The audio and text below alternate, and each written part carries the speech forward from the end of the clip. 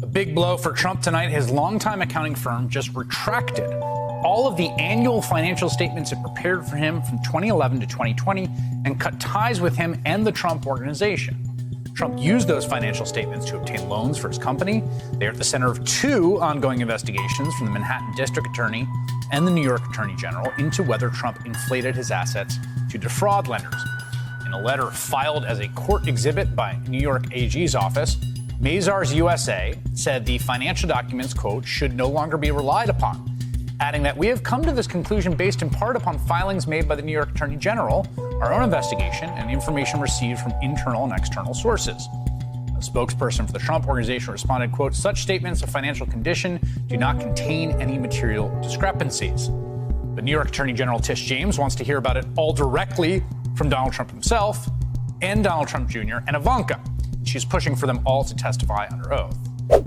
What's up, everybody? Major Retired Richard Ojeda here. And normally when you hire an accountant firm and then all of a sudden they tell you they want nothing to do with you, you're screwed. But let's just make sure we get one thing clear. They knew that Donald Trump was lying about the numbers that he was giving them, but they didn't care because they were getting paid and Trump is Trump. But now New York's brilliant and tough attorney general is on the case, and everyone and anyone associated with Trump is running for the hills, and boy, is it a joy to watch.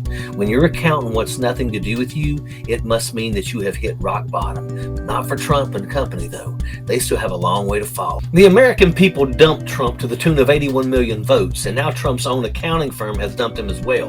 It's a little too late if you ask me. I don't know. I think treason and an attempted insurrection would be suitable grounds for eviction, but sadly for some of these people it takes their precious wallets or the threat of them being behind iron bars as the only factor that will move their moral compass. Nevertheless, Trump's accounting firm has cut and run and are distancing themselves as much as possible from the orange slime. Don't talk to me that way.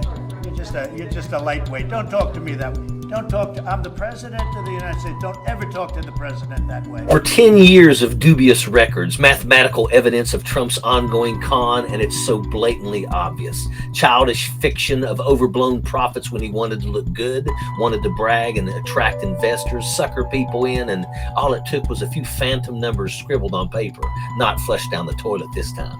Then, when it was time to play the poor victim, and of course not pay any taxes, he had to turn 180 degrees to money launder, hide, and evade. This accounting firm seemed to play along with his con, but when the crime was so egregious and so blatantly obvious, they finally had to just jump ship. Folks, this is just one more domino in the great fall of Trumpty Dumpty. His crime empire is spiraling out of control, but watch out. This snake plays the same con relentlessly, and just as his bigly loss in the election resulting in his last violent temper tantrum, that was his castle siege on January the 6th, he'll definitely try some equally horrific, idiotic, but sadistically violent attempts to overthrow all common sense and justice before he'll rot behind bars.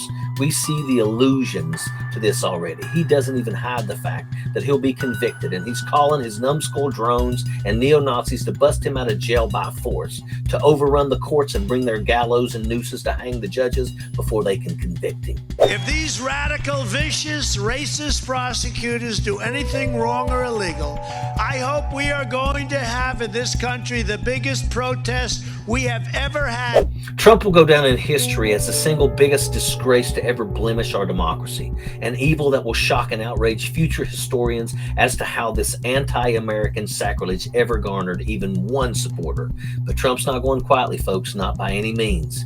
This is going to be very interesting to watch, but we have to remain very vigilant. The coup attempt was a training ground for these degenerates, and we have to be on guard until this monster is behind bars. Now let's round up the list of people that fired Donald Trump, starting with my favorite, the 81 million of us. A record-breaking number, I might add, that got together and with one loud voice told Donald, "You're fired." That's just the beginning. His lawyers fired him, his accountant fired him, and I'm pretty sure lots of others are getting ready to utter those magic words to him. I'm sure Melania would have if she could have by now, but I'm sure he's got a lot of dirt on her. Trump is who we thought he was, a low-life sleaze bucket turned con artist. Just like con artists before him, they get caught, and now it is their turn to face the consequences. Well, maybe Anthony Weiner can try to take up for him. I hear he's out now. Sappers clear the way, airborne all the way.